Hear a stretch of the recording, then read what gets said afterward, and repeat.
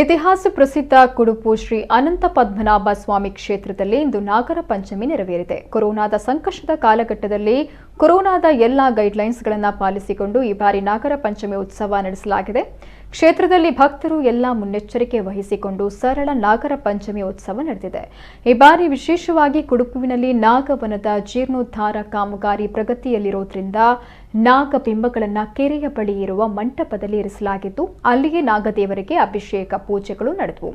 ಇನ್ನು ಸರ್ಕಾರದ ನಿಯಮಗಳಂತೆ 10 ವರ್ಷಕ್ಕಿಂತ ಕಿರಿಯ ಮಕ್ಕಳು ಮತ್ತು 65 ವರ್ಷಕ್ಕಿಂತ ಹಿರಿಯರು ದೇವಾಲಯಕ್ಕೆ ಆಗಮಿಸಬಾರದು ಎಂಬ ಸೂಚನೆ ಮೇರೆಗೆ ಕ್ಷೇತ್ರದಲ್ಲಿ ಅವರ ಸಂಖ್ಯೆ ಕಡಿಮೆ ಇತ್ತು. ಇನ್ನು ಬೆಳಿಗ್ಗೆ ಸುರಿತಾ ಇದ್ದ ಮಳೆಯನ್ನು ಲೆಕ್ಕಿಸದೆ ಬಹಳಷ್ಟು ಮಂದಿ ಕ್ಷೇತ್ರಕ್ಕೆ ಆಗಮಿಸಿದ್ರು. ಆದರೆ ಕಳೆದ ಬಾರಿಯಷ್ಟು ಭಕ್ತರು ಈ ಬಾರಿ ಕಂಡು ಬಂದಿರಲಿಲ್ಲ.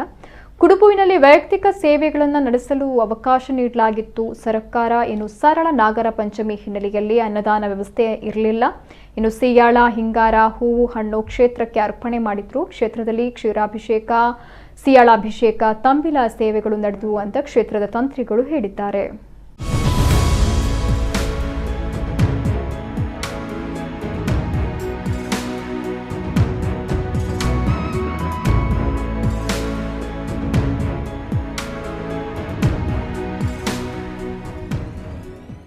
ನಾಗರ ಪಂಚಮಿ ಶ್ರೀ ಕ್ಷೇತ್ರ ಕುಡುಪಿನಲ್ಲಿ ಸರ್ಕಾರದ ನಿರ್ದೇಶನಾನುಸಾರ ಸರಳ ರೀತಿಯಲ್ಲಿ ನಾಗರ ಪಂಚಮಿ ಉತ್ಸವ ಆಚರಣೆ ಆಗ್ತಾ ಉಂಟು.